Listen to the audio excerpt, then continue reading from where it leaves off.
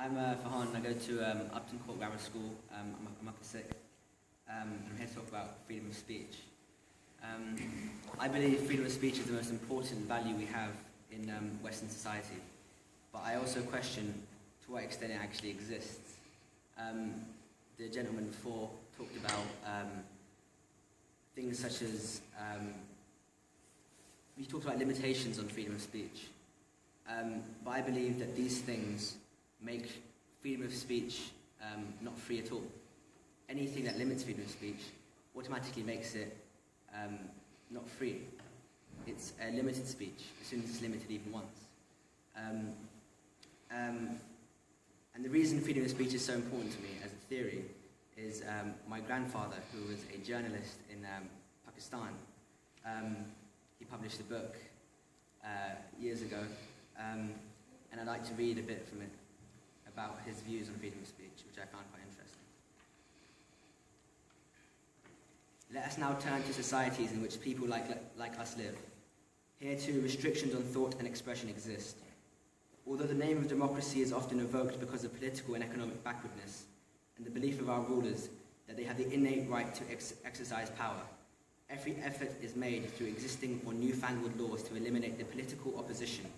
It is because of this attitude on the part of our rulers that there have always been restrictions on freedom of speech and opinion. In fact, the state deliberately creates conditions conducive to the adoption of additional restrictive measures. Pakistan, being a developing country, falls into this category. If we take a look at developed and democratic countries, one finds that some restrictions on freedom of expression exist there as well. However, these restrictions are applied with the greatest discretion, and the ordinary citizen is never even aware of the process. I'd like to cite Britain as an example. Freedom of expression can be curbed through laws relating to libel and defamation, and by the application of the Official Secrets Act, which is such an all-embracing law that if the government so wishes, it can proceed against any individual or institution. Newspapers are on top of the list when it comes to institutions against them. And there are many examples where action has been initiated against them. Of late, the government has been running up and down trying to ban a book, Spycatcher, published in Australia by a former officer of MI5. The British Intelligence Agency. Millions of pounds have been wasted on litigation in British and Australian courts. What Peter Wright put in his book were accounts of events that took place many, many years ago and were no longer even secrets. The government, however, saw the publication of his book as a challenge to its authority. In no way could the book have compromised British security. However, no Australian court sided with the British government.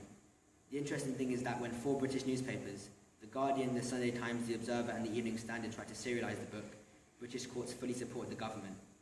The four newspapers tried for some time to fight the orders, since the book was selling openly anyway, but were unable to have their rulings overturned.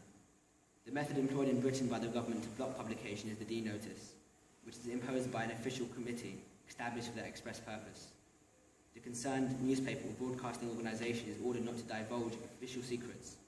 Normally the government meets little resistance in such cases. The Official Secrets Act is so stringent that a journalist can be ordered to not even mention in his story that he had a cup of tea with a certain government official. This is why there is a move now to demand that such laws should be revised and replaced by freedom of information legislation.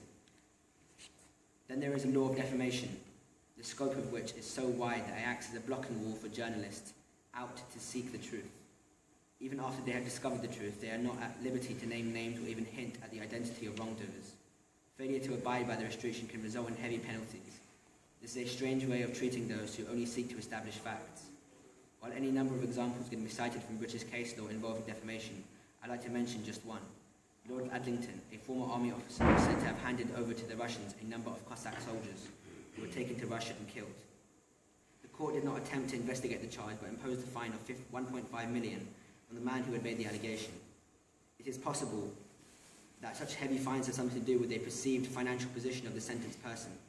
It is also possible that such amounts may increase even further. The paper that has incurred the heaviest fines in defamation cases is the satirical journal Private Eye. Because of the punishment it has repeatedly received in libel and defamation suits, it has earned much public respect. In Western societies, the right of a journalist to protect his source is one of the pillars on which freedom of expression can be said to rest. However, courts can demand that a journalist divulge the source of his report. If he refuses to do so, he can be sent to jail. In European countries, freedom of expression is included among fundamental human rights. In the United States, this freedom is guaranteed by the Constitution, though this has not always been an easy right to exercise. In 1964, Senator Joseph McCarthy and his Un-American Activities Committee of the Senate launched a ruthless campaign against communism, throwing the net over a whole range of offenders, from movie industry figures to writers to journalists. The McCarthy interlude was a brief one, but while it lasted, it demolished several citadels of free speech in the United States. That was written in 1991, which shows the extent of the change, which is not very much. Recently, we had the NSA spy scandal, which posed a quite obvious barricade to freedom of expression in journalism. I study media studies at school, and in media studies, I'm currently making a short film for my coursework on this exact topic. I had the opportunity to interview several figures from the media in preparation for this film, including Paul Conroy from the Sunday Times. I had Tony Benn, the former Labour MP, Jamie Scahill with The Nation magazine, and also Jon Snow from Channel 4. And they all remarked on the difficulties currently facing journalism right now. They all said that Glenn Greenwald, the journalist involved from The Guardian in the NSA case, faced, who was a perfect example of a journalist effectively doing his job, said they all agreed that freedom of speech was getting limited in the area of journalism.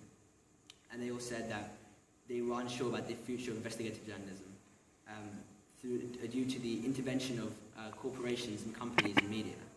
And I think this is a very important issue and that the precedents are now being set today. And I think this is an important time in history in which we decide what freedom of speech is and how it's enforced.